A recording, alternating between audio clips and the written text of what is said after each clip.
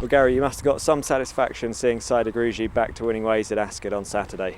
Yeah, very pleasing for everyone, the horse especially, and Jamie. It's great satisfaction, and I was impressed with him as well. I thought it was a great performance to give weight away like he did, to take it up as early as he did, and then maintain it till the end of the race.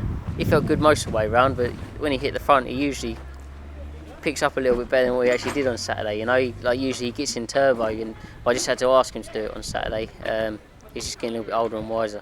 Very, very pleased with him, you know, like he ate up. He's gone out there this morning, as you've seen, and he's jogged up pretty sound for him, you know. He's like us all getting old, he gets a bit stiff in the morning, and, you know, he wasn't too bad, so I think it all helps when there's a nice bit of give in the ground, you know. He comes out of his races better when he's got more give in the ground. He lets himself down more in a race, and he jumped impeccable on Saturday. You know, I've never seen him jump as well as that ever, I don't think, you know.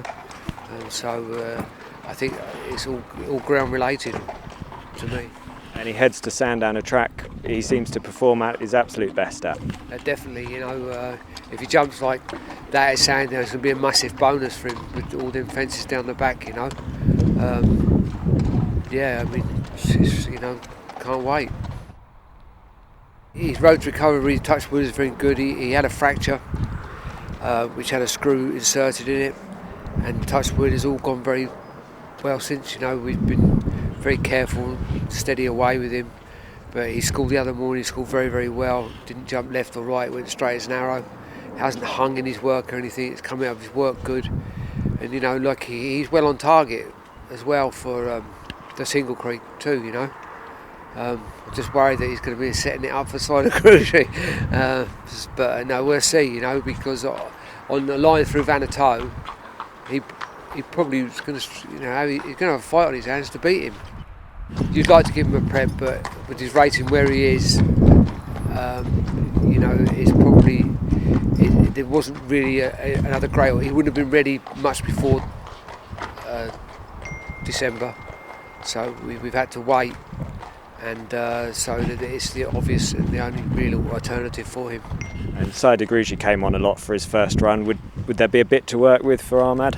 It's bound to be. You know, like at least we've had a school on grass with Sire De Grugy hadn't before he went to Liverpool. Okay, if he gets beat, but there's no point leaving him at home. I wouldn't want it too testing. It never gets that bad at Sandown. Okay, you know, down the back is always lovely ground down there. It can get a bit wet from the pond fence upwards, which is the vital stage of the race, but he'll cope with it anyway.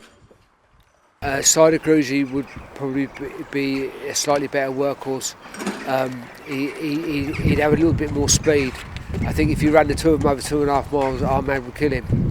But over 2 miles, you know, like Sire De Grugy's always had that little bit more class. You know, he was a 140 odd hurdler, which obviously he's been a better horse over fences. But you know, like Ahmad wouldn't have been that class over hurdles. It's his jumping, and since he's gone chasing.